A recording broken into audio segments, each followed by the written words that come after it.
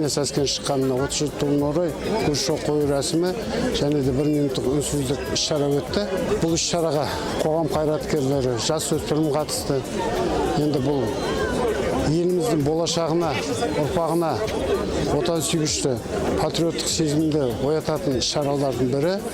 Себебі елім дейтін ер болмаса, елім дейтін ер қайдан шығады. Сондықтан біз бұндай іс-шаралар жалғастырамыз. Низкий поклон тем, кто отдал жизнь, выполняя свой институциональный долг.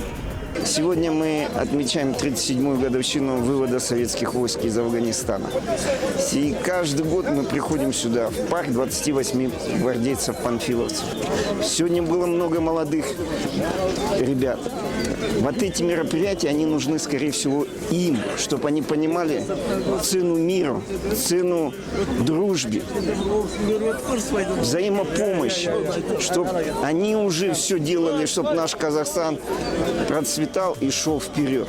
И любой здравомыслящий человек понимает, что только в мире мы будем идти вперед и развиваться. Всех ветеранов поздравляю с этой датой. Здоровья, счастья, удачи и чистого мирного неба Казахстана.